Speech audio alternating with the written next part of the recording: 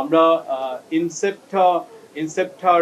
যে ওনার আছেন, তো তাদের যে সেকেন্ড জেনারেশন নাবিলা, উনি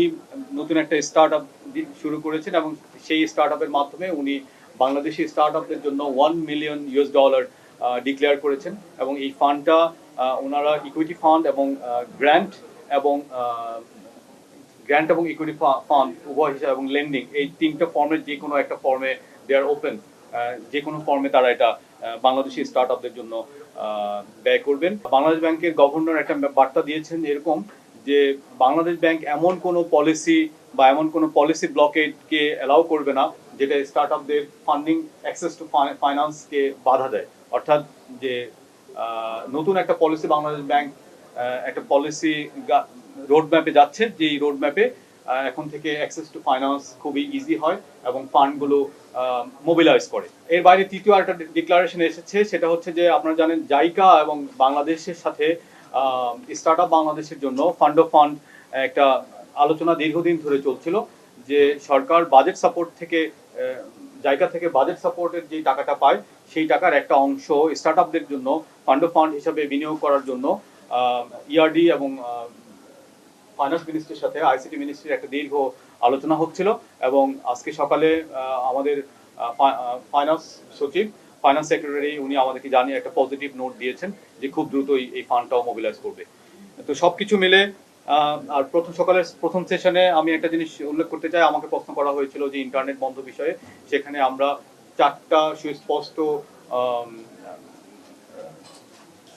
সুস্পষ্ট পজিশন আমরা জানিয়েছি যে আমরা আসলে ইন্টারনেট বন্ধ বিষয়ে কি করছি। যে মাননীয় প্রধান উপদেষ্টা বলেছেন যে আসলে যাতে কোনোভাবে ইন্টারনেট বন্ধ না করা হয়, এবং আমরা দেখেছি যে জুলাই গণঅভ্যুত্থানের সময় যে ইন্টারনেট বন্ধ হয়েছে সেখানে আমাদের ফ্রিল্যান্সাররা, আমাদের ব্যবসায়ীরা এবং ক্ষতিগ্রস্ত হয়েছেন, রেমিটেন্স ফ্লো কমেছে এবং একই সাথে বাংলাদেশের ব্যাংকিং যে ইন্টারন্যাশনাল ক্রেডিট রেটিং, সেই ক্রেডিট রেটিংয়ে অবনমন হয়েছে। তো সেখান থেকে আমরা শিক্ষা নিয়ে আমরা চাচ্ছি যে আমরা ঘোষণা দিয়েছি সকালের সেশনে যে আমাদের বর্তমান সরকার কখনোই ইন্টারনেট বন্ধ করবে না এবং আগামী সরকার যাতে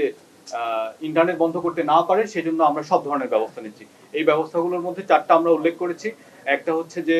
আমরা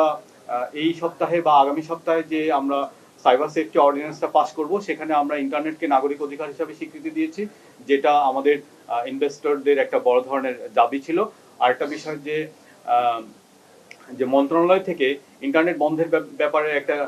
স্ট্যান্ডার্ড অপারেটিং প্রসিডিওর বা এসওপি ছিল, সেটা আমরা বন্ধ করে দিয়েছি। তারপরে তৃতীয় বিষয়টা ছিল এরকম যে আমরা যখন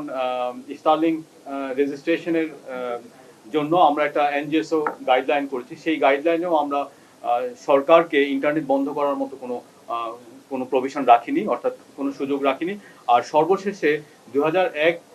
টেলিযোগাযোগ আইনের যেই ধারা ইন্টারনেট বন্ধ বা গেটওয়ে বন্ধ করা যায়, সেটা সংশোধন করে আমরা এমন একটা স্টেজে নিয়ে যাচ্ছি যেখানে ভবিষ্যতে কোনো সরকার ইন্টারনেট বন্ধ করতে পারবে না। অর্থাৎ এই যে আমাদের বিনিয়োগকারী এবং স্টার্ট আপদের যে একটা ইন্টারনেট বন্ধ বিষয়ক যে কনসার্ন, এই কনসার্নটাকে আমরা সুস্পষ্টভাবে অ্যাড্রেস করার চেষ্টা করেছি।